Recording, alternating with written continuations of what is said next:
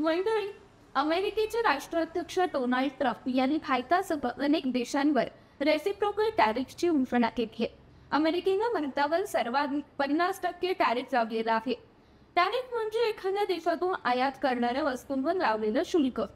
आता भारतातून अमेरिकेत जाणाऱ्या वस्तूंवर सर्वाधिक म्हणजेच 50% टॅरिफ लावलं जाईल. याचा भारतातील वेगवेगळ्या क्षेत्रावर परिणाम होण्याची शक्यता आहे. मात्र सर्वाधिक प्रभाव कृषी क्षेत्रावर पडल्याची भीती तज्ञ दाखवतात. ट्रम्प यांनी लावलेल्या टॅरिफचा भारतीय कृषी क्षेत्रावर नेमका काय परिणाम होऊ शकतो हे जाणून घेऊया की व्हिडिओच्या माध्यमातून. नमस्कार, मी सृष्टी आणि आपण पाहताय त्याचं काय महाराष्ट्र. मंडळी, एक काळ असा होता की भारतात अन्नधान्याचा दुष्काळ पडला होता. मात्र आता भारतानं कृषी क्षेत्रात क्रांती केली आहे. भारत कृषी प्रधान देश असून भारताची लोकसंख्या ही कृषी क्षेत्रावर अवलंबून आहे. इथल्या अर्ध्या लोकांना कृषी क्षेत्र रोजगार देतं. आता भारत कृषी क्षेत्रातील जगातील 8व्या क्रमांकाचा निर्यातदार देश आहे. तसेच जगातील सर्वात मोठा दूध उत्पादक देशही भारत आहे. भारतात फलोत्पादन आणि उत्पादन झपाट्यानं वाढलं आहे. भारत जगभरात धान्य, हळद, दुग्धजन्य पदार्थ निर्यात करतो. याशिवाय भारत तांदूळ, कोळंबी, मध, एरंडेल तेल, काजू, फळ, भाजीपाला, डेअरी प्रॉडक्ट्स, कॉफी, चहा आणि कोको पावडर, मसाल्याचे पदार्थ अमेरिकेत निर्यात करतो. तर अमेरिकेतून बदाम, अक्रोड, पिस्ता, सफरचंद आणि कडधान्य भारतात येतात. पण अमेरिकेचा डोळा भारतातल्या कृषी बाजारपेठेवर आहे. याआधीही अमेरिकेनं भारताची कृषी बाजारपेठ खुली करण्याची मागणी केली होती.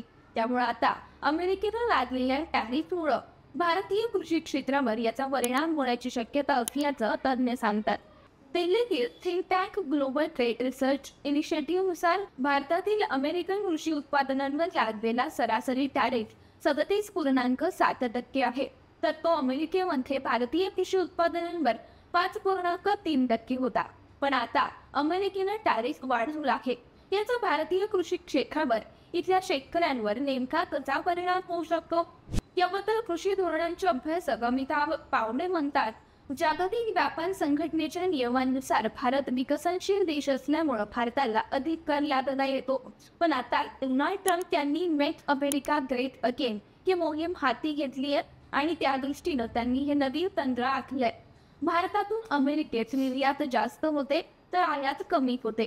भारतीय शेतमालावर 50% टॅरिफ लागल्यास भारतीय वस्तू अमेरिकेत बाजारपेठेत प्रचंड महाग होतील आणि याचा थेट फायदा तिथल्या स्थानिक उत्पादकांना मिळेल. यातून प्रचंड मोठा महसूल ट्रम्प सरकारला मिळेल. यातून भारतीय शेतकऱ्यांचं मात्र नुकसान होईल.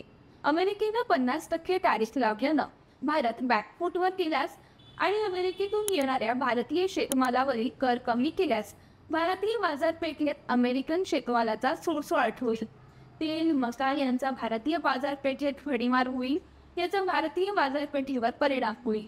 ट्रम्प यांच्या टॅरिफ धोरणामुळे आणि दबावामुळे भारतीय कृषी बाजारपेठ खुली झाली आणि विदेशी उत्पादनावरील आयात कर कमी झाला. तर अमेरिकेतल्या शेतकऱ्यांसमोर भारतीय शेतकरी टिकू शकेल का असा प्रश्न पडतोय. आतापर्यंत भारतीय कृषीला प्रोत्साहन मिळावं यासाठी भारत सरकार विदेशी धान्यावर आयात शुल्क लागत होतं. त्यामुळे विदेशी धान्य महाग असल्यानं भारतीय शेतीला प्रोत्साहन मिळत होतं. ट्रम्प यांच्या टॅरिफमुळे भारताला विदेशी धान्यावरचा कर कमी करावा लागला तर विदेशी धान्य भारतीय बाजारात स्वस्त होईल. अमेरिकेत शेतकऱ्यांना त्यांच्या उत्पादन खर्च निघेल इतके 50% अनुदान दिले जाते. त्यामुळे अमेरिकेला शेतकरी भारतीय बाजारपेठेत स्वस्त दराने माल विकू शकतो. अमेरिकेतलं धान्य, कापूस, सोयाबीन भारतीय बाजारात येऊ लागलं तर भारतीय शेतकरी त्याच्यासोबत स्पर्धा करू शकेल का हा महत्वाचा प्रश्न आहे. विख्यात शेतकरी नेते म्हणतात, भारत अमेरिका यांच्यातील व्यापार करार सध्या $2 ते $2.5 बिलियन आहे. तो $5 बिलियन वर नेण्यासाठी ट्रम्प प्रशासनाचे प्रयत्न आहेत. त्यासाठी हे शुल्क लादण्यात आलं आहे. याचा थेट परिणाम भारतीय शेतकऱ्यांवर होईल. उदाहरणार्थ, भारतात गेल्या काही वर्षांपासून फळांचं उत्पादन वाढलंय. भारतात एकट्या काश्मीरमध्ये 70% सफरचंदाचं उत्पादन होतं. अशा परिस्थितीत 5 लाख टन सफरचंद सरकारनं अमेरिकेकडून आयात केले तर काश्मीरचे शेतकरी उद्ध्वस्त होणार आहेत. अशाच प्रकारे भारतीय शेतकऱ्यांना या निर्णयाचा फटका बसू शकतो. या निर्णयानंतर अमेरिकेतून सोयाबीन, इथेनॉल, मका या भारतीय बाजारपेठेत आणण्यासाठी दबाव वाढणार आहे. म्हणजे अमेरिकेचा मका, गहू भारतीय बाजारपेठेत येणार आणि आपली निर्यात उद्ध्वस्त होणार. भारतातून अमेरिकेत पापड, लोणच्यापासून अनेक गोष्टींची निर्यात होते. यात साखर, इथेनॉल, फळं यांचा समावेश होतो. ट्रम्प यांच्या या निर्णयामुळे दूध, दुग्धजन्य पदार्थ, मासे यांच्या निर्यातीची भारताची संधी संपुष्टात येईल असंही ते नमूद करतात. आता या सगळ्या गोष्टींचा भारतीय बाजारपेठेवर काय परिणाम होईल, तर भारतीय वस्तूंवर अमेरिकेत 50% टॅरिफ लावल्यामुळं अमेरिकेच्या बाजारपेठेत भारतीय वस्तू महाग होते. मग तिथल्या जनतेवर याचा परिणाम होणार नाही का?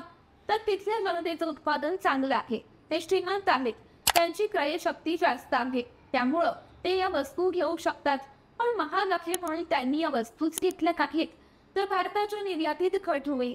परिणामी भारताला उत्पादन कमी करायला लागेल. त्याचा परिणाम शेतकऱ्यांवर आणि शेतीवर आधारित असलेल्या मजुरांवरही होईल. अमेरिकेच्या टॅरिफ धोरणामुळे भारताच्या शेतकऱ्यांवर, इथल्या कृषी क्षेत्रावर परिणाम होणार असेल तर भारत सरकारनं काय काळजी घ्यायला पाहिजे आणि सरकारचं पुढचं पाऊल काय असलं पाहिजे?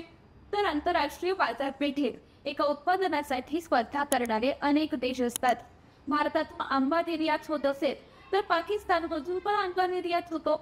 पण भारताच्या आंब्यापेक्षा पाकिस्तानचा आंबा अमेरिकेतल्या लोकांना स्वस्त वाटला तर तो खरेदी करतील. हे इतर उत्पादनाच्या बाबतीत होऊ शकतं. त्यामुळे भारत सरकार या कृषी क्षेत्राच्या बाबतीत प्राधान्यानं विचार करायला लागेल. अमेरिकेच्या सरकारसोबत प्राधान्याने चर्चा करायला हवी. आपल्या शेतकरी टिकवायचं असेल तर त्यांना अनुदान वाढवा, नाही तर त्यांच्या उत्पादनाचा खर्च कमी होईल अशी धोरणं आखायला हवीत किंवा शेतकऱ्याला MSP द्यायला हवा. अमेरिकेचे अध्यक्ष डोनाल्ड ट्रम्प यांनी भारतावर अतिरिक्त 25% टॅरिफ लावल्यानं एकूण शुल्क 50% पोहोचलंय. रशियासोबतच्या तेल करारामुळे हा निर्णय घेण्यात आल्याचं अमेरिकेकडून सांगण्यात आलं आहे. या अध्यादेशावर ट्रम्प यांनी स्वाक्षरी केली असून 21 दिवसांनंतर भारतातून येणाऱ्या सर्व आयातीवर हे अतिरिक्त शुल्क लागू होईल. मात्र काही गोष्टींना यातून वगळण्यात आलंय. या निर्णयामुळे भारत अमेरिका व्यापार संबंधांवर मोठा परिणाम होण्याची शक्यता आहे. हा परिणाम कसा असू शकतो याबाबतचं तुमचं मत आम्हाला कमेंटमध्ये नक्की कळवा. बाकी राजकारणाच्या आखाड्यात आपली नजर कायम असणारच आहे, तेव्हा कुठेही जाऊ नका. पाहत रहा, सबस्क्राईब करा. त्याचं काय महाराष्ट्र.